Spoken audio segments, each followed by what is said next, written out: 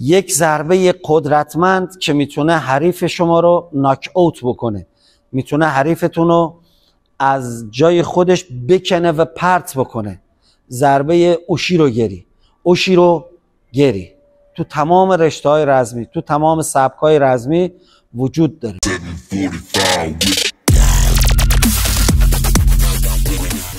بسم الله الرحمن الرحیم. سلام دوستان عزیز، امروز در خدمت شما هستیم با آموزش ضربه اوشیرو. اوشیرو به پشت سر گفته میشه، گری یعنی لگد، یعنی لگدی که ما به پشت سر میزنیم. بسیاری از اساتید گفتن اینو از لگدی که حیوانات میزنن الگو برداری شده، اما من میگم هرچی بوده یه تکنیک خوبی ابداع شده که کارایی فوق‌العاده‌ای داره. ضربه با پاشنه پا زده میشه به پشت سر و معمولا به دو شکل، یک به شکل عادی و دو به شکل پرشی. من میخوام توی این جلسه آموزش ضربه اوشیروگری به شکل اصولی و صحیح برای کسی که تا الان نزده یا حتی امکان داره حرفه‌ای و حتی مربی باشه یک بار دیگه بازآموزی بکنم. برای شروع کار فرض بر این میگیریم که اینا اولین بار میخوان ضربه اوشیروگری رو تمرین بکنن. هر کدوم از کسایی که میخوان بزنن من همیشه توصیه میکنم، میگم یه چیزی رو به دیوار بچسبونید راست کمربند خودتون، وایسید دقیقاً جلوی اون چیزی که چسبوندید روی دیوار. مرحله بعد دوستانی که اینجا وایسیدن نگاه بکنید. فرض کنید این دوستانی که اینجا وایسیدن همشون آماتور هستن، اولین بار میخوان ضربه اوشیروگری رو یاد بگیرن.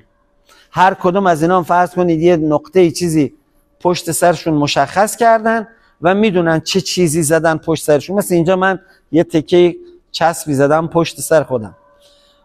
شروع کار ما اینه که ما صورت، چشم، ستون و فقرات و تمرکزمون رو بتونیم اول عادت بدیم به این که پشت سرمون رو خوب ببینه.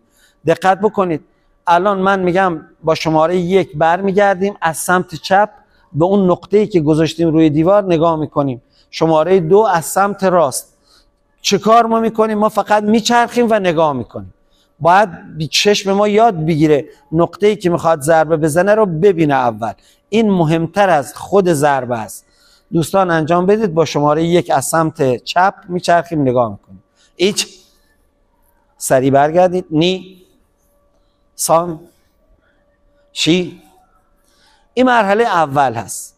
بعد از 1 شب 2 شب تمرین کردن الان ذهن ما، چشم ما، ستون فقرات ما میتونه سریع برگرده و اون چیزی که روی دیوار هست رو ببینه. مرحله بعد اینه که ما خیلی آهسته، دقت بکنید، آهسته برگردیم، خیلی آهسته پامونو بذاریم رو همون نقطه‌ای که روی دیوار قرار دادیم و پامونو بذاریم زمین. پس میشه آهسته 1 2، خیلی آهسته. دیگه نمیخوای یکی چپ یکی راست بزنیم، فقط پای راست. مثلا 10 بار پای راست، 10 بار پای چپ. از پای راست شروع میکنیم، 1 ضربه آروم میذاریم. با هر جای پا باشه فعلا مهم نیست، مهم این هست که بدن ما بتونه تو وضعیت تعادل و پیچش خودشو نگه بداره که پای ما برسه به دیوار. دوستان انجام بدین. فقط پای راست. چقدر فاصله با دیوار باید داشته باشیم؟ اگر فرض بگیرید من به اندازه 1 مایه‌گیری با دیوار فاصله دارم، این فاصله رو باید کمترش بکنم. تقریبا 3/4 فاصله 1 مایه‌گیری، یعنی کمش میکنیم که پامون وقتی به دیوار میرسه باز نباشه، یه مقداری هنوز تا باشه. چرا پا باید تا باشه؟ چون نصف پای ما مثلا تا اینجا اومده، نصف دیگهش باید تو بدن حریف باز بشه. حالا دوستان ما الان انجام میدن، از پای راست شروع میکنن. 10 تا حرکت میخوایم با پای راست بزنیم، خیلی آهسته. پاشونو میذارن روی نقطه یا چسبی یا چیزی که علامتی که گذاشتن و برمیگردونن. پای راست، ایچی، پای راست، نی، سان. 10 بار رو زدن. حالا پای چپ رو انجام میدن. آهسته. ایچی، نی، سان، شی. فرض بگیرید 10 بار زدن. الان مرحله ای است که هم چشماشون میتونه سریع به اصطلاح حریف رو پیدا بکنه، یعنی نقطه‌ای که باید ضربه بشینه، هم پاشون که بلند میشه بدن میتونه اونا رو تو وضعیت تعادل نگه بداره. مرحله بعدی اینه که با پاشنه پا به دیوار ضربه بزنن، یعنی یه ضربه کوچولویی به دیوار زده میشه. دقت کنید، من برمیگردم اون جایی که قرار ضربه بزنم، من ضربه‌مو میزنم به این شکل. اینجا دیگه فقط فشار نیست، من دارم یه کوچولویی ضربه میزنم. البته دوستان دقت داشته باشید، این دیوار زیر این چرم مصنوعی یه فومی هست و ضربه پا رو میگیره. اگر شما توی خونه یه جایی میخواید تمرین بکنید، روی دیوار معمولی، دیوار آجری یا دیوار سنگ یا گچی، این کار رو انجام ندید، چون به پای شما مخصوصا پاشنه پا آسیب میخوره. این کار باید یا روی دیواری که ضربه‌گیر داشته باشه یا روی کیسه یا یه چیزی آویزون کنید که ضربه پای شما رو بگیره، به شما آسیب نخوره. دوستان انجام میدن با پای راست آسته یه ضربه به دیوار بزنید. ایچی، نی، سان، شی. میبینید الان پاشنه پا میخوره. گو، روکو. فرض کنید الان مثلا 10 تا پای راست رو زدن، پای چپ هم به همین ترتیب. ایچی، نی، سان، شی، گو.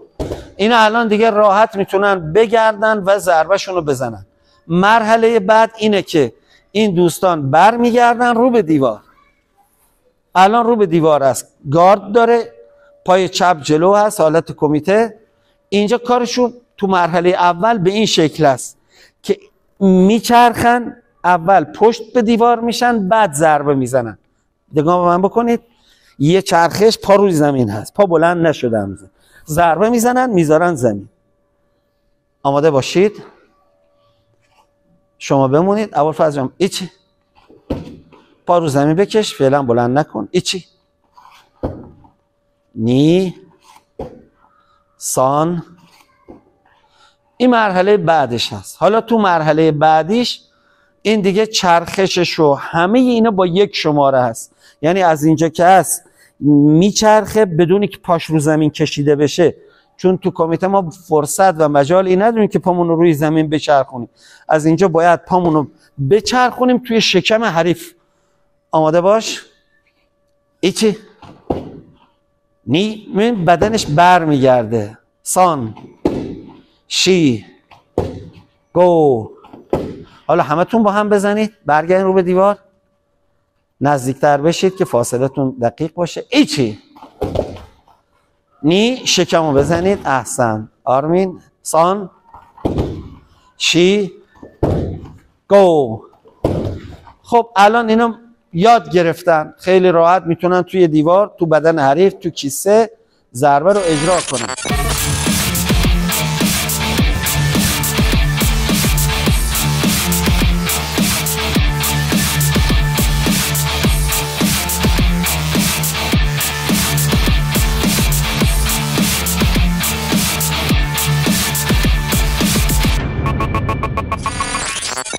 مرحله بعدش اینه، کسی که میخواد این ضربهشو کامل بکنه باید بتونه ضربه توبی اوشیروگری رو به درستی انجام بده.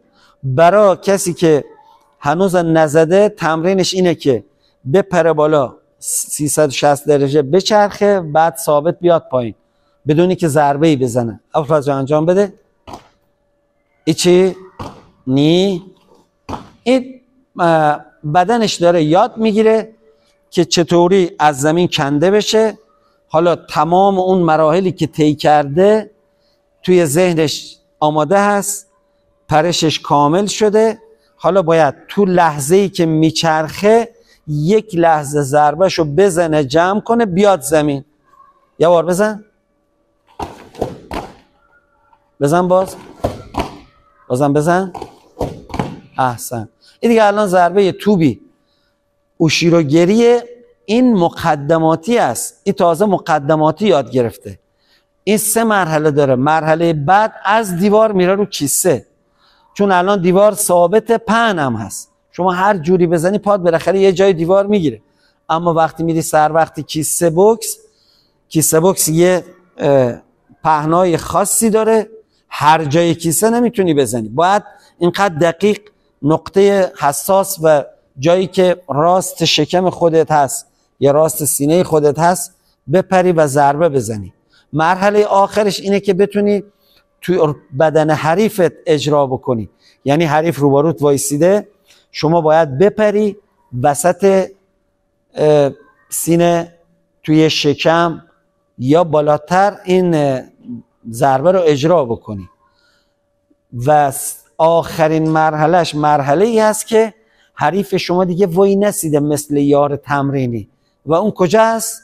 آفرین، تو مسابقه که داری کار میکنی یک لحظه فرصت به دست میده، فرصتی که گذرا هست، نه که شما یک دقیقه وقت نداری، بعضی وقتا 2 ثانیه وقت داری، تو این 2 ثانیه باید بپری، ضربه تو اجرا کنی و بیای زمین.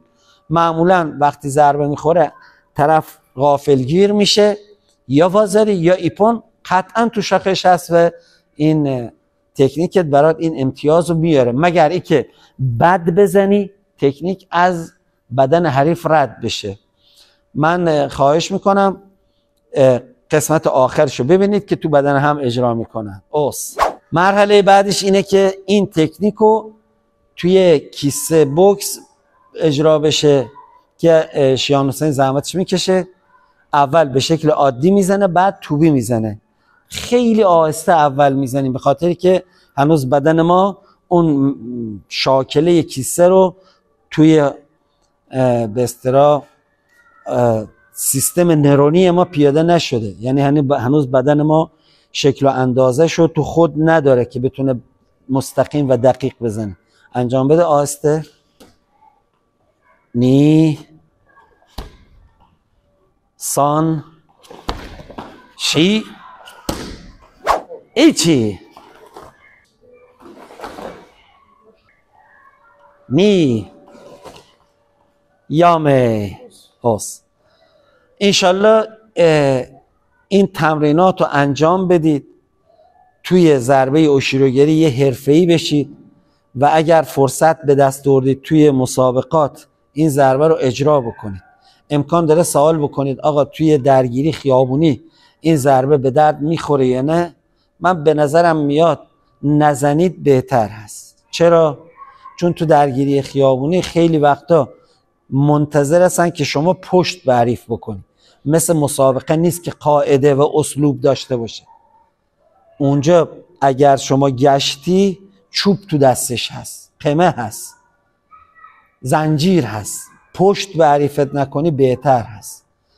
امیدوارم انشالله زندگی خوب و سلامت و شادی داشته باشید و خدا به همه ما این توفیق رو بده که در جهت ورزش کردن و گسترش ورزش، خصوصا ورزش زیبای کاراته فعال باشیم. دوستتون دارم. یا حق اوس.